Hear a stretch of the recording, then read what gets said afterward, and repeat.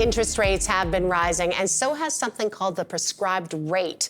And that could be a significant win for people who use a prescribed rate loan strategy to split investment income with a spouse. Here to explain how all that works, Georgia Swan, tax and estate planner with TD Wealth. So nice to have you here. It is so good to be here in person, finally. It's better, huh? It's yep. always better in person. Okay, let's talk a bit about the basics. What is a prescribed rate loan?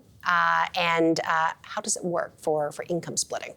Okay, so a prescribed rate loan basically is a loan between spouses.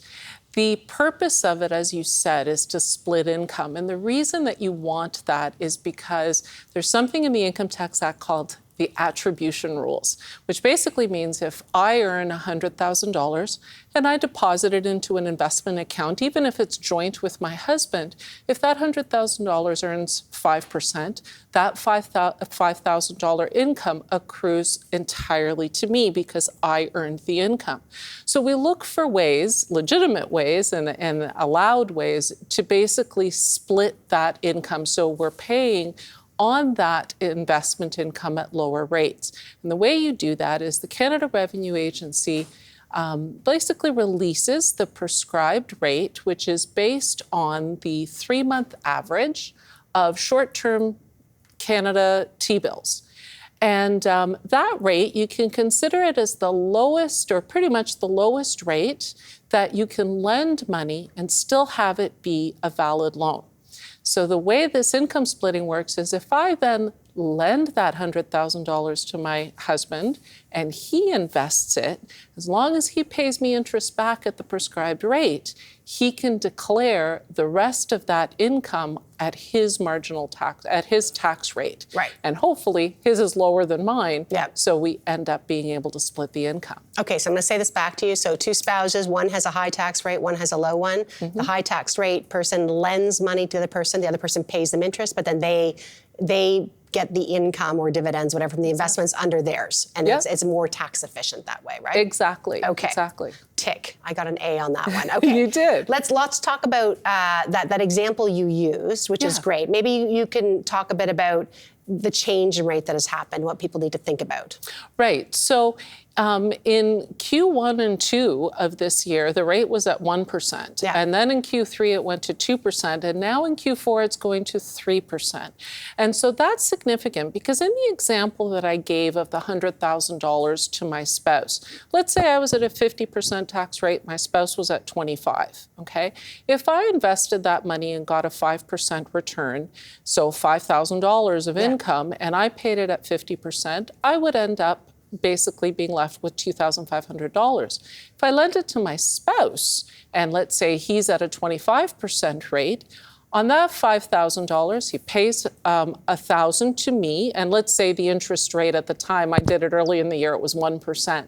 So let's say he pays the $1,000 to me, I declare it on my income tax return, I'm left with $500 because I'm at the 50% rate, but my spouse basically can declare the remaining $4,000 at his 25% rate.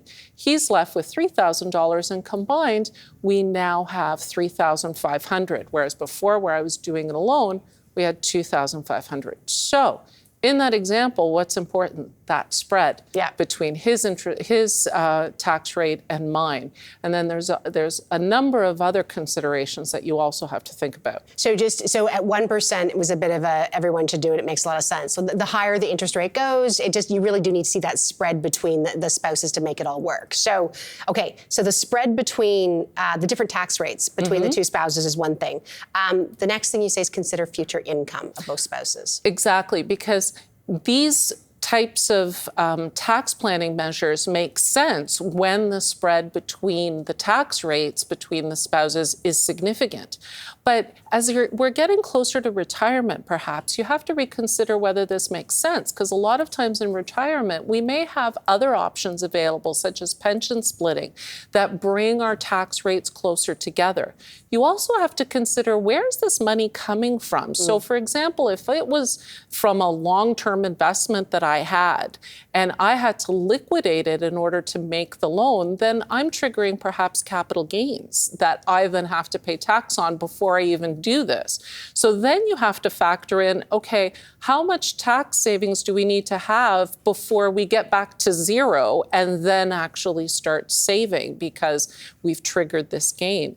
There's also actually fees involved because this has to be a proper loan. So there has to be a loan agreement. There has to be terms in the loan. You have to make sure that the money is paid back. So there may be legal fees, there may be accounting fees.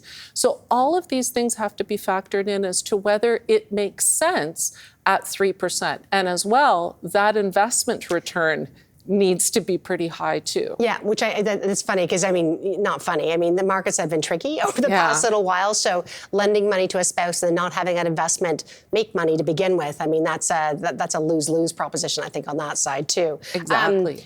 Are the legal fees and the accounting fees, are they significant to set something like this up? I mean, can you just write in a piece of paper, I'm going to do this to you and just, or no?